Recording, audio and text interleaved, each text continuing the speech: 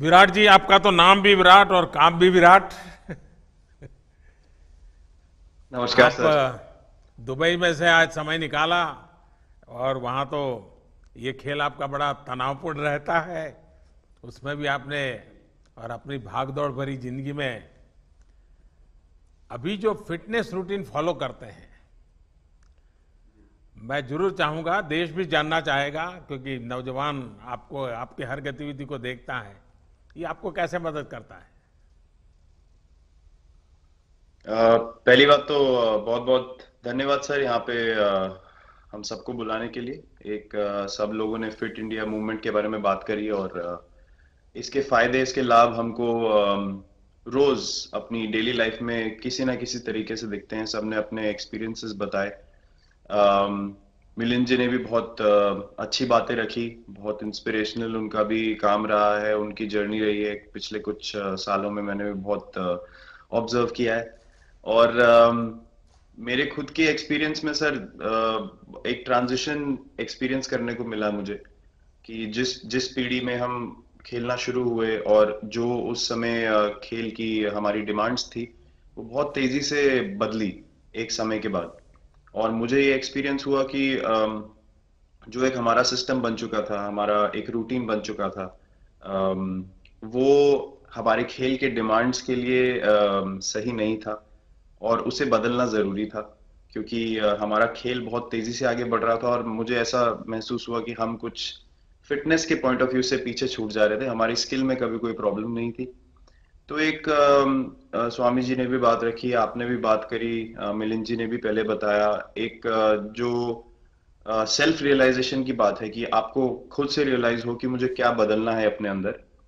तो मुझे वो एक समय पे खुद भी एक्सपीरियंस हुआ कि नहीं, फिटनेस जो है वो प्रायोरिटी होनी चाहिए। और अगर मैं आपको ऑनेस्टली बताऊं तो पहले खेल को अच्छा करने के लिए फिटनेस मैंने शुरू करी, लेकिन आज अगर प्रैक्टिस मिस भी हो जाए तो मुझे इतना खराब नहीं लगता। लेकिन अगर फिटनेस सेशन मेरा मिस हो जाए या एक्टिविटी मिस हो जाए तो मुझे ज्यादा खराब लगता है।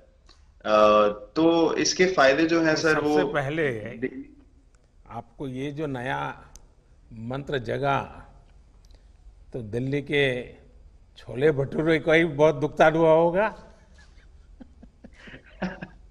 बहुत ज्यादा सर। मतलब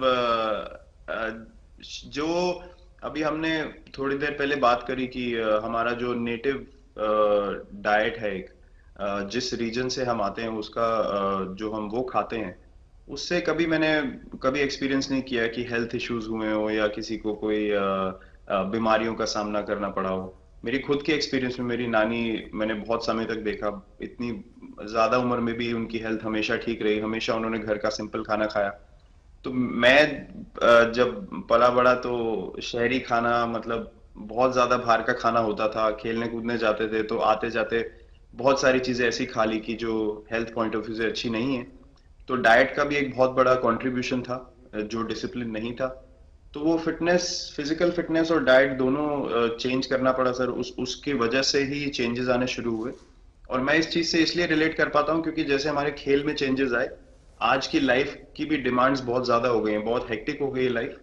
तो अगर हम अपनी फिटनेस को उस पेस के साथ नहीं रखेंगे, सिंक में नहीं रखेंगे, तो हम पीछे छूटते चले जाएंगे। तो अगर हम लोग अपनी फिटनेस को नहीं इंप्रूव करते तो हमारे खेल में भी आज हम बहुत पीछे छूटते चले जाते हैं।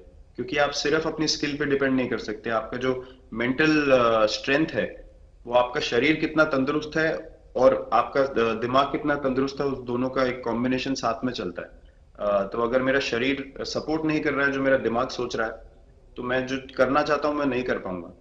तो आपके मुझे छोटे सामने छोटे कैलोरी चेंजेस। कम करने का भी तो चैलेंज रहता होगा और इतना बड़ा काम करने का भी चैलेंज रहता होगा। उसको कैसे हैंडल करते हैं। सर मैंने अभी जो अपने अनुभव में मैंने ये चीज एक्सपीरियंस करी है वो ये है कि खाने के बीच में समय देना बहुत जरूरी है। हम लोग बहुत बार खाते हैं और फिर बड़ी मील के बाद वो छोटा छोटा खाते चले जाते हैं पूरा दिन। तो वो जो हमारा सिस्टम है, उसको कहीं प्रोसेस करने का मौका ही नहीं मिलता खाने को, और रात तक हम खाते चले जाते हैं। तो मैं जब छोटा भी था तो 11:30 12 बजे डिनर हो रहा है, उसके बाद मीठा खा के एकदम सो गए।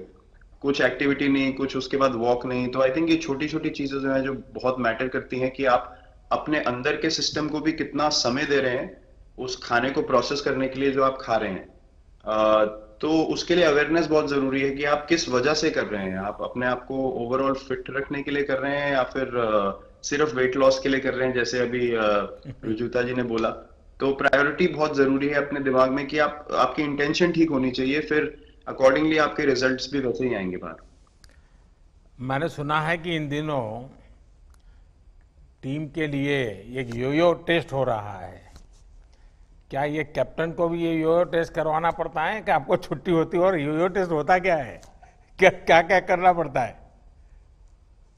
सर टेस्ट ये बहुत जरूरी था फिटनेस पॉइंट ऑफ व्यू से। अगर आप ग्लोबल फिटनेस लेवल्स की बात करें तो बाकी टीमों से हमारा लेवल अभी भी कम है, और हम चाहते हैं कि वो लेवल हम ऊपर लेके जाएं, जो एक बेसिक रिक्वायरमेंट है। आज की डेट में हम लोग फोकस करते हैं कि जैसे T20 मैच हो गया या वनडे मैच हो गया, वो एक दिन में खत्म हो जाता है। लेकिन अगर हम टेस्ट मैच की बात करें जो 5 दिन आपको खेलना है, हर शाम को आपको वापस जाना है, अगले दिन फ्रेश आना है, तो उस पॉइंट ऑफ व्यू से ये फिटनेस जो स्टैंडर्ड था वो बहुत जरूरी था। और मैं सबसे पहले मैं ही जाके भागता हूँ, और ये कंडीशन है कि अगर मैं भी फेल हो जाऊंगा तो सिलेक्शन के लिए मैं भी अवेलेबल नहीं हूँ। तो आई थिंक ये सिस्टम और ये कल्चर सेट करना बहुत जरूरी होता है। और उससे क्या होता है सर, ओवरऑल एक जो फिटनेस लेवल है टीम का बढ़ेगा। जैसे टेस्ट क्रिकेट में हमारा बहुत बार होता है कि आप थके हुए हैं, तीसरे दिन आके आपको, जैसे हमारे फास्ट बॉलर्स हैं आज की डेट में, वो दुनिया में सबसे ऊपर है, तो उनको अगर दूसरे तीसरे चौथे दिन आके वो एफर्ट डालना है फील्ड पे, तो वो डाल सकते हैं। पहले क्या होता था, स्किल हमारे पास हमेशा से रही है, लेकिन शायद जो मैंने आपको बोला वो ट्रांजिशन मैंने जो एक्सपीरियंस किया, हम लोग वो जरूरी समय जो आता है जहाँ पे शरीर थक जाता है और टीम को आपकी जरूरत है, वहां पे परफॉर्मेंस जो है हमारी डिप हो जाती थी और दूसरी टीम जीत जाती थी। आज की डेट में हमारी फिटनेस की वजह से हम वो जरूरी समय में उस चीज को कैपिटलाइज कर पा रहे हैं और हमारे रिजल्ट्स उसी तरीके से आ रहे हैं। तो एक एक sir benchmark I think elite sports में होना जरूरी है, उससे एक फिटनेस विराट कल्चर जी, बना। मैं देख रहा हूं कि आपका टाइम मैनेजमेंट तो है ही है, लेकिन फिर भी आपकी एक्टिविटी इतनी नजर आती है ना, मैं भी कभी कभी फॉलो करता हूं। कभी थकान नहीं लगती क्या आपको? सर थकान अगर मैं ऑनेस्टली आपको बोलूं, थकान हर किसी को होती है। अगर आप फिजिकल एफर्ट करेंगे तो थकान होगी, लेकिन अगर आपका लाइफस्टाइल अच्छा है, अगर आप खा अच्छा रहे हैं, अगर आप फिटनेस रेगुलरली कर रहे हैं, आपकी रिकवरी अच्छी है, तो आपकी स्लीप अच्छी है, स्लीप पैटर्न्स अच्छे हैं, तो आपकी रिकवरी तेज होगी। तो अगर मैं थक रहा हूं और 1 मिनट में मैं दोबारा रेडी हो जा रहा हूं, तो वो मेरा प्लस पॉइंट है। तो आई थिंक वो मैंने एक चीज एक्सपीरियंस करी जो बहुत जरूरी हो जाती है। आपका ओवरऑल लाइफस्टाइल कैसा है उसके ऊपर बहुत डिपेंड करता है। विराट जी, बहुत अच्छा लगा मुझे। और मैं आपको, अनुष्का जी को और आपके दोनों के परिवार को निकट भविष्य की शुभ घड़ी के लिए बहुत बहुत शुभकामनाएं देता हूं। धन्यवाद sir, thank you so much.